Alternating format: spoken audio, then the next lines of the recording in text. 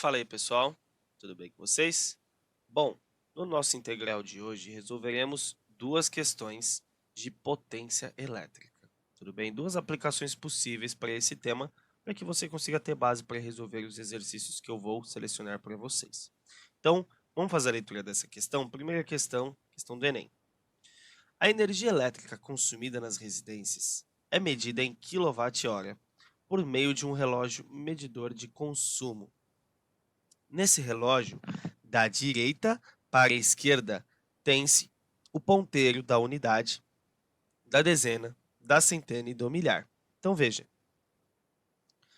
aqui, galera, representa o consumo aqui no mês atual, tudo bem? Então aqui é o atual. Não saiu aqui em cima, mas é no atual, tá bom? E se eu contar, tem 4 reloginhos, da direita para a esquerda, daqui para cá, unidade, dezena, centena e milhar. E aí eu vou ter o consumo aqui atual, ok? Mesma análise vai ser feita para a leitura do mês passado. Vamos ver o que o Enem queria, ó. Se um ponteiro estiver entre dois números, tipo aqui, ó, nesse exemplo aqui, considera-se o último número ultrapassado pelo ponteiro. Suponha que as medidas indicadas nos esquemas seguintes tenham sido feitas em uma cidade em que o preço do quilowatt-hora fosse R$ 120. Desculpa, R$ 0,2. Quando ele fala o preço do quilowatt-hora, ele está falando assim para mim, ó, 1 quilowatt-hora que você consome, você tem que pagar um valor aí em reais de 0,2. Tudo bem? Então, essa é a nossa relação base para o nosso desenvolvimento em valor, ok? Para isso, eu tenho que saber quantos quilowatts foram consumidos. Então, vamos olhar os ponteiros. Deixa eu pegar a caneta vermelha. Toma cuidado com uma coisa. Vou pegar a verde. Ó, a rotação dos ponteiros nem sempre é no mesmo sentido. Esse ponteiro aqui, ó, 1, 2, 3, sentido horário. Aqui pro outro lado, ó, anti-horário. Então, toma cuidado, tá? Então, eu vou começar o número do milhar, da esquerda para a direita, tudo bem? Então vamos lá, rotação aqui tá para cá, ok? 0, 1, 2, tá entre 2 e 3? A questão fala, se o ponteiro estiver entre dois números, considera-se o último número, então aqui é 2. Então 2, aqui, centena, tá para cá a rotação, né? Ó, passou do 7 entre o 7 e o 8, 7. 2, 7. Aqui, para cá, ó, 8. E agora a unidade 3. 2.783 kWh. Esse foi o consumo nesse mês. Quanto foi no mês passado? Vamos ver? De novo, da esquerda para a direita, hein? Tá rotacionando para cá, ó, passou pelo 2. 2. Sentido horário. 5. Sentido anti-horário. 6. Sentido horário. 3. 2.563 kWh. Eu consigo descobrir aqui, galera, eu consigo descobrir aqui o que, hein? Ó, eu consigo descobrir a diferença do mês passado para o mês atual, para ver quanto que eu tenho que gastar, quanto que eu realmente consumi no mês. Tudo bem? Então, se esse é o total hoje e esse foi o total mês passado, quanto que eu gastei nesse mês? Qual foi a diferença? Qual foi a diferença, hein? 2.783 menos 2.563, 220 kWh. Desta forma, o que eu consigo pensar? Eu consigo pensar que se 1 kWh me custa hoje R$ 0,2, eu quero saber 220 kWh, eu chamo esse valor aqui de x.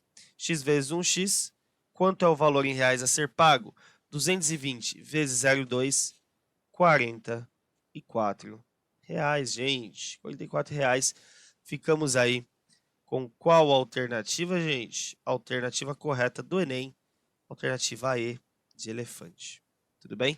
Então é uma questão bem de análise, bem de leitura do enunciado, prestar atenção no que o enunciado fala, né? Vamos ver a próxima? A próxima questão é uma questão da VUNESP. Vamos lá? Vamos dar uma olhadinha, ó. Para iluminar determinado ambiente, o circuito a seguir for montado com duas lâmpadas, L1 e L2, de valores nominais, 120 volts 100 watts e 120 volts 60 watts, respectivamente, com duas chaves interruptoras, C1 e C2, ambas de resistência desprezível e com fios de ligação ideais. O circuito é alimentado por uma DDP constante de 120 volts. Presta atenção. Você tem duas lâmpadas que são resistores. Lâmpadas são resistores. São aparelhos que dissipam aí uma energia quando a corrente passa por elas. Então, olha só. Eu vou anotar os dados que ele forneceu para a lâmpada L1. Valores nominais. Valores às quais elas são fabricadas para funcionar. A DDP, que ela é fabricada para funcionar, é no 120 volts. E funciona numa potência aí operando numa potência de 100 watts, tudo bem? Vamos dar uma olhadinha agora para L2. Para L2, teremos o que aí? Um funcionamento aí na DDP de 120, ligado para funcionar no 120, com uma potência aí desenvolvida de 60 watts. Um pouco a mais da metade da lâmpada L1. Ambas estão ligadas com chaves interruptoras. O que significa isso? São chaves que fecham o circuito e possibilitam a passagem da corrente. Vamos ver as condições que o enunciado vai colocar. Ó. Com a chave C1 fechada e C2 aberta, então, primeira condição, se eu fechar o C1 e deixar o C2 aberto, o circuito dissipa 100 watts. Vamos ver se faz sentido?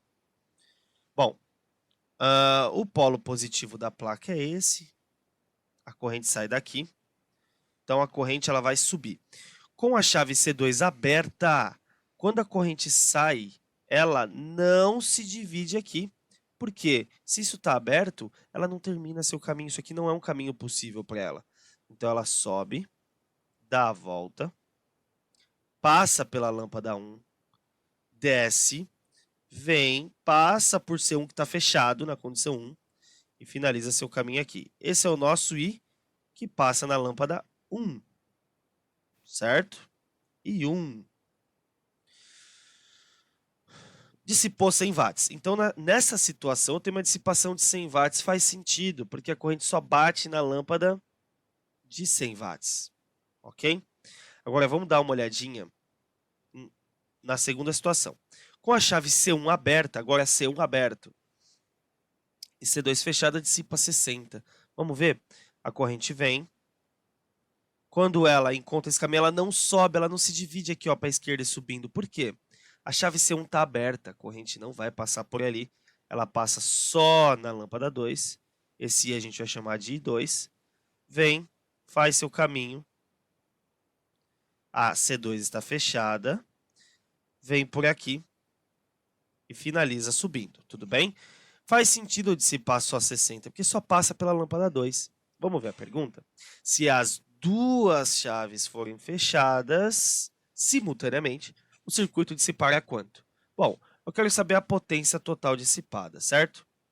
Para eu saber a potência, eu preciso saber a DDP total e o I total. A DDP total eu tenho que é 120. Falta calcular o I total. Então, deixa isso daqui paradinho. Vamos fazer primeiro a parte de calcular as correntes. Se eu calcular a corrente 1 e a corrente 2, a soma é o I total, quando fechamos aí o nosso circuito. Então, eu vou calcular separadamente. Eu vou calcular a potência, a corrente com a lâmpada 1. Então, potência 1 igual a DDP vezes o nosso I1. A nossa potência é de 100. A nossa DDP, 120 vezes I1. Então, o nosso I1 será 100 dividido por 120. 100 dividido por 120, corta um zero com zero. Não vou colocar em decimal, vou usar fração, tá? Simplifica por 2 em cima e embaixo. Vai ficar 5/6, né? 5/6 ampere. Legal. Vamos ver agora a potência 2. Ó, potência 2 é igual a DDP 2, que é de 120 de qualquer jeito, vezes o nosso I2. Nossa potência 2 é 60, igual a 120 vezes o nosso I2. Então, o nosso I2, 60 por 120 é meio, né? Meio ampere. Então, nós temos aí 5 sextos e 1 sobre 2 ampere. Para eu calcular a potência dissipada, que é a pergunta da questão da VUNESP, o nosso total permanece 120, porque estão em paralelo as lâmpadas, né? Sabemos já que paralela a DDP é a mesma. O nosso I total vai ser a soma dos Is. Então, 5 sextos mais 1 sobre 2. Está aqui. Portanto, nossa potência dissipada será 120 vezes... Ó, vou igualar os denominadores ao invés de tirar MMC, hein? Multiplica por 3 embaixo, em cima, né? Multiplicando por 3 embaixo e em cima, temos 5 sextos mais 3 sextos. Então, nossa potência dissipada é igual a quanto? 120, que multiplica 5 mais 3, 8 sextos. Antes de você simplificar essa fração, pode cortar, ó. 120 com 6 é 20.